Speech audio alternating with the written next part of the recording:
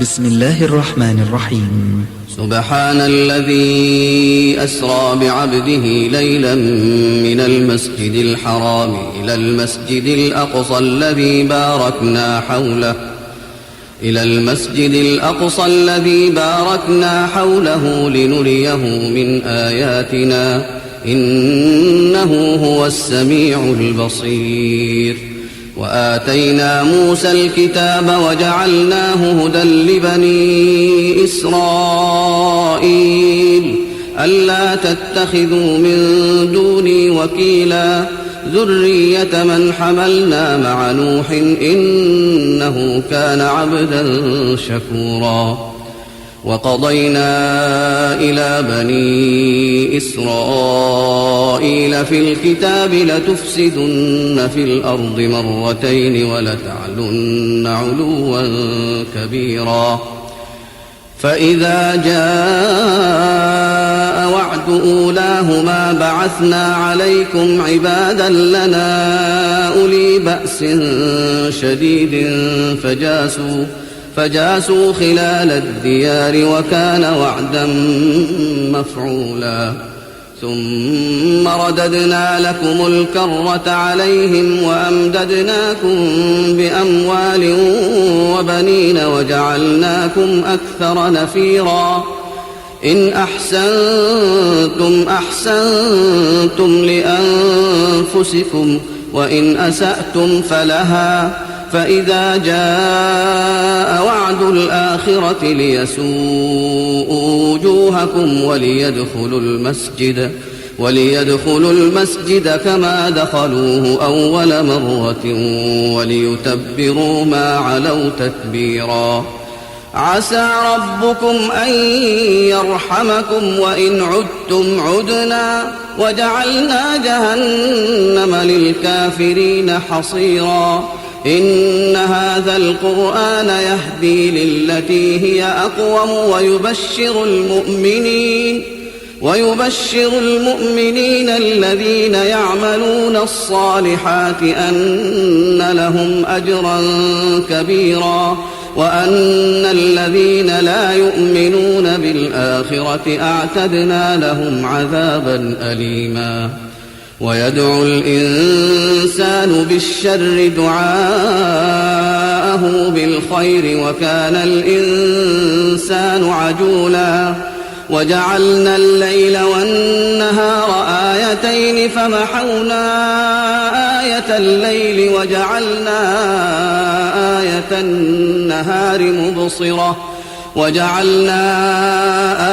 النهار مبصرة لتبتغوا فضلا من ربكم ولتعلموا طائره في عنقه ونخرج له يوم القيامة كتابا يلقاه منشورا. اقرأ كتابك كفى بنفسك اليوم عليك حسيبا. من اهتدى فإنما يهتدي لنفسه ومن ضل فإنما يضل عليها ولا تزر وازرة وزر أخرى وما كنا معذبين حتى نبعث رسولا. وإذا أردنا أن نهلك قرية أمرنا متر فيها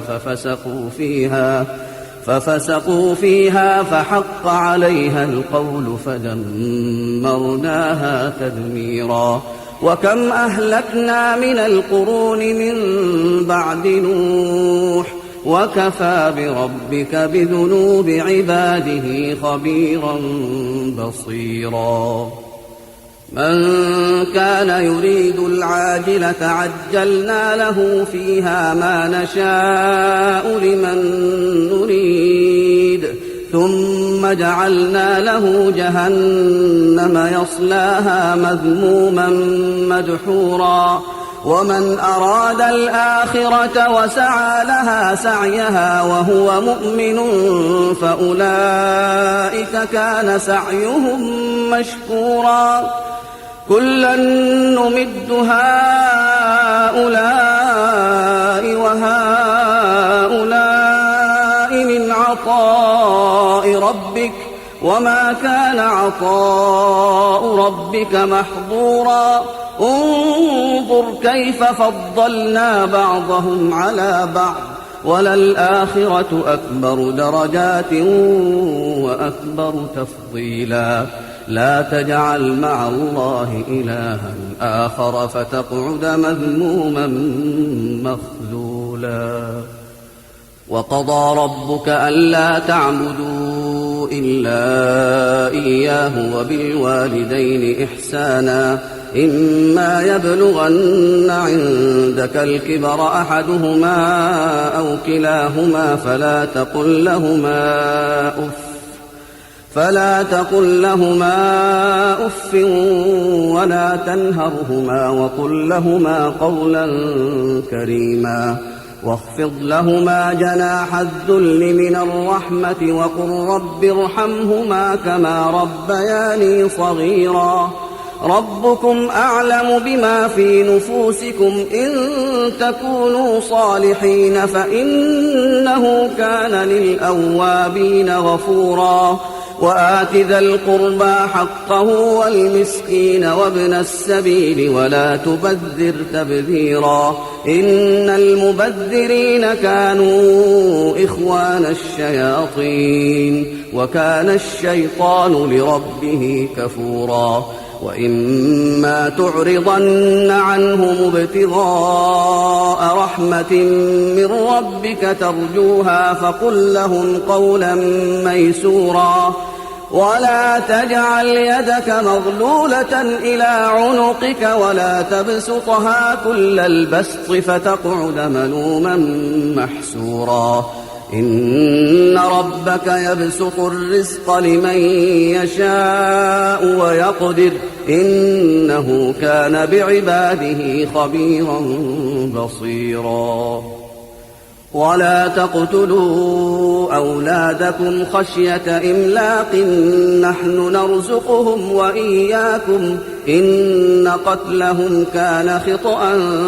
كبيرا ولا تقربوا الزنا إنه كان فاحشة وساء سبيلا ولا تقتلوا النفس التي حرم الله إلا بالحق ومن قتل مظلوما فقد جعلنا لوليه سلطانا فلا يسرف في القتل إنه كان منصورا ولا تقربوا مال اليتيم إلا بالتي هي أحسن حتى يبلغ أشده وأوفوا بالعهد إن العهد كان مسؤولا وأوفوا الكيل إذا كلتم وزنوا بالقسطاس المستقيم ذلك خير وأحسن تأويلا ولا تقف ما ليس لك به علم إن السمع والبصر والفؤاد كل أولئك كان عنه مسؤولا ولا تمش في الأرض مرحا إنك لن تخرق الأرض ولن تبلغ الجبال طولا كل ذلك كان سيئه عند ربك مكروها ذلك مما أوحى إليك ربك من الحكمة ولا تجعل مع الله إلها آخر فتلقى في جهنم ملوما مدحورا أفأصفاكم ربكم بالبنين واتخذ من الملائكة إناثا إنكم لتقولون قولا عظيما ولقد صرفنا في هذا القرآن ليذكروا وما يزيدهم إلا نفورا قل لو كان معه آلهة كما يقولون إذا لابتغوا إلى ذي العرش سبيلا سبحانه وتعالى عما يقولون علوا كبيرا تسبح له السماوات السبع والأرض ومن فيهن وإن من شيء إلا يسبح بحمده ولكن لا تفقهون تسبيحهم إنه كان حليما غفورا وإذا قرأت القرآن جعلنا بينك وبين الذين لا يؤمنون بالآخرة حجابا مستورا وجعلنا على قلوبهم أكنة أن يفقهوه وفي آذانهم وقرا وإذا ذكرت ربك في القرآن وحده ولوا على أدبارهم نفورا نحن أعلم بما يستمعون به إذ يستمعون إليك وإذ هم نجوى إذ يقول الظالمون إن تتبعون إلا رجلا مسحورا انظر كيف ضربوا لك الأمثال فضلوا فلا يستطيعون سبيلا وقالوا أئذا كنا عظاما ورفاتا أئنا لمبعوثون خلقا جديدا قل كونوا حجارة أو حديدا أو خلقا مما يكبر في صدوركم فسيقولون من يعيدنا قل الذي فطركم أول مرة فسينغضون إليك رؤوسهم ويقولون متى هو قل عسى أن يكون قريبا يوم يدعوكم فتستجيبون بحمده وتظنون إن لبثتم إلا قليلا وقل لعبادي يقولوا التي هي أحسن إن الشيطان ينزغ بينهم إن الشيطان كان للإنسان عدوا مبينا ربكم أعلم بكم إن يشأ يرحمكم أو إن يشأ يعذبكم وما أرسلناك عليهم وكيلا وربك أعلم بمن في السماوات والأرض ولقد فضلنا بعض النبيين على بعض وآتينا داود زبورا قل ادعوا الذين زعمتم من دونه فلا يملكون كشف الضر عنكم ولا تحويلا أولئك الذين يدعون يبتغون إلى ربهم الوسيلة أيهم أقرب ويرجون رحمته ويخافون عذابه إن عذاب ربك كان محذورا وإن من قرية إلا نحن مهلكوها قبل يوم القيامة أو معذبوها عذابا شديدا كان ذلك في الكتاب مسطورا وما منعنا أن نرسل بالآيات إلا أن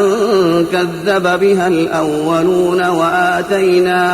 وآتينا ثمود الناقة مبصرة فظلموا بها وما نرسل بالآيات إلا تخويفا وإذ قلنا لك إن ربك أحاط بالناس وما جعلنا الرؤيا التي أريناك إلا فتنة للناس والشجرة الملعونة في القرآن ونخوفهم فما يزيدهم إلا طغيانا كبيرا وإذ قلنا للملائكة اسجدوا لآدم فسجدوا إلا إبليس قال أأسجد لمن خلقت طينا قال أرأيتك هذا الذي كرمت علي لئن أخرتني إلى يوم القيامة لأحتنكن ذريته إلا قليلا قال اذهب فمن تبعك منهم فإن جهنم جزاؤكم جزاء موفورا واستفزز من استطعت منهم بصوتك وأجلب عليهم بخيلك ورجلك وشاركهم في الأموال والأولاد وعدهم وما يعدهم الشيطان إلا غرورا إن عبادي ليس لك عليهم سلطان وكفى بربك وكيلا ربكم الذي يزجي لكم الفلك في البحر لتبتغوا من فضله إنه كان بكم رحيما وإذا مسكم الضر في البحر ضل من تدعون إلا إياه فلما نجاكم إلى البر أعرضتم وكان الإنسان كفورا أفأمنتم أن يخسف بكم جانب البر أو يرسل عليكم حاصبا ثم لا تجدوا لكم وكيلا أم أمنتم أن يعيدكم فيه تارة أخرى فيرسل عليكم قاصفا من الريح فيغرقكم بما كفرتم ثم لا تجدوا لكم علينا به تبيعا ولقد كرمنا بني آدم وحملناهم في البر والبحر ورزقناهم من الطيبات وفضلناهم على كثير ممن خلقنا تفضيلا يوم ندعو كل أناس بإمامهم فمن أوتي كتابه بيمينه فأولئك يقرؤون كتابهم ولا يظلمون فتيلا ومن كان في هذه أعمى فهو في الآخرة أعمى وأضل سبيلا وإن كادوا ليفتنونك عن الذي أوحينا إليك لتفتري علينا غيره وإذا لاتخذوك خليلا ولولا أن ثبتناك لقد كدت تركن إليهم شيئا قليلا إذا لأذقناك ضعف الحياة وضعف الممات ثم لا تجد لك علينا نصيرا وإن كادوا ليستفزونك من الأرض ليخرجوك منها وإذا لا يلبثون خلافك إلا قليلا سنة من قد أرسلنا قبلك من رسلنا ولا تجد لسنتنا تحويلا أقم الصلاة لدلوك الشمس إلى غسق الليل وقرآن الفجر إن قرآن الفجر كان مشهودا ومن الليل فتهجد به نافلة لك عسى أن يبعثك ربك مقاما محمودا وقل رب أدخلني مدخل صدق وأخرجني مخرج صدق واجعل لي من لدنك سلطانا نصيرا وقل جاء الحق وزهق الباطل إن الباطل كان زهوقا وننزل من القرآن ما هو شفاء ورحمة للمؤمنين ولا يزيد الظالمين إلا خسارا وإذا أنعمنا على الإنسان أعرض ونأى بجانبه وإذا مسه الشر كان يئوسا قل كل يعمل على شاكلته فربكم أعلم بمن هو أهدى سبيلا ويسألونك عن الروح قل الروح من أمر ربي وما أوتيتم من العلم إلا قليلا ولئن شئنا لنذهبن بالذي أوحينا إليك ثم لا تجد لك به علينا وكيلا إلا رحمة من ربك إن فضله كان عليك كبيرا قل لئن اجتمعت الإنس والجن على أن يأتوا بمثل هذا القرآن لا يأتون بمثله ولو كان بعضهم لبعض ظهيرا ولقد صرفنا للناس في هذا القرآن من كل مثل فأبى أكثر الناس إلا كفورا وقالوا لن نؤمن لك حتى تفجر لنا من الأرض ينبوعا أو تكون لك جنة من نخيل وعنب فتفجر الأنهار خلالها تفجيرا أو تسقط السماء كما زعمت علينا كسفا أو تأتي بالله والملائكة قبيلا أو يكون لك بيت من زخرف أو ترقى في السماء ولن نؤمن لرقيك حتى تنزل علينا كتابا نقرأه قل سبحان ربي هل كنت إلا بشرا رسولا وما منع الناس أن يؤمنوا إذ جاءهم الهدى إلا أن قالوا أبعث الله بشرا رسولا قل لو كان في الأرض ملائكة يمشون مطمئنين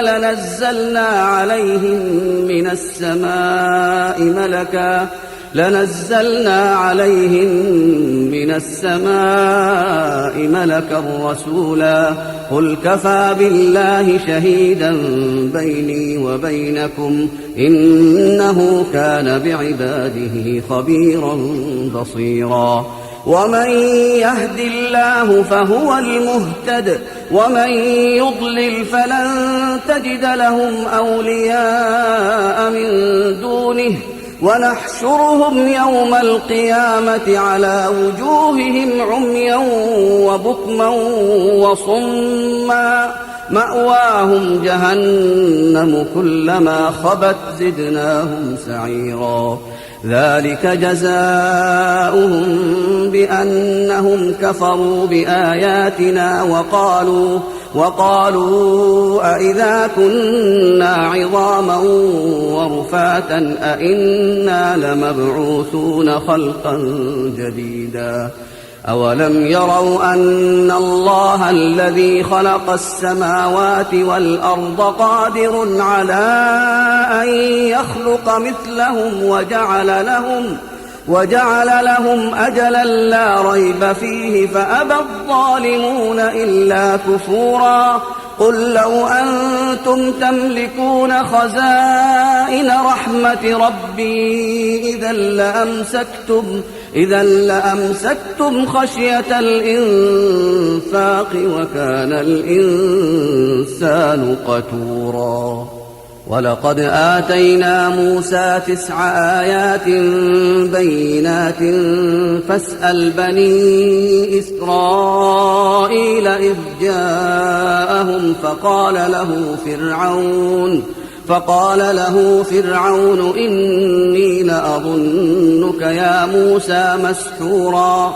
قال لقد علمت ما أنزل هؤلاء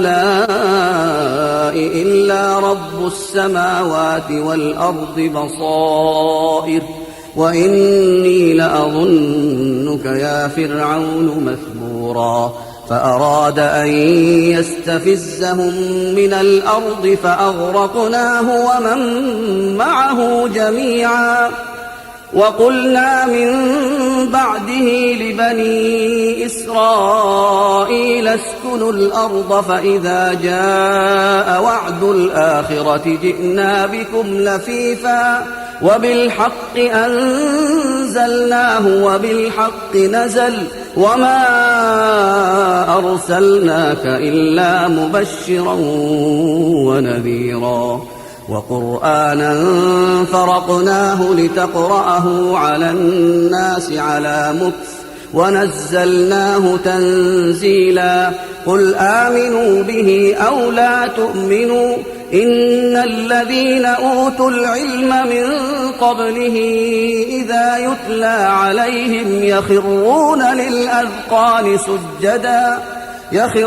للأذقان سجدا ويقولون سبحان ربنا إن كان وعد ربنا لمفعولا ويخرون للأذقان يبكون ويزيدهم خشوعا قل ادعوا الله أو ادعوا الرحمن أيما تدعوا فله الأسماء الحسنى ولا تجهر بصلاتك ولا تخافت بها وابتغ بين ذلك سبيلا وقل الحمد لله الذي لم يتخذ ولدا ولم يكن له شريك في الملك ولم يكن له ولي من الذل وكبره تكبيرا الله. تم تسجيل هذه القراءة بالتعاون مع تسجيلات الحرم النبوي الصوتية مع تحيات إخوانكم في تسجيلات خالد الإسلامية بالمدينة النبوية. هاتف رقم 82355689.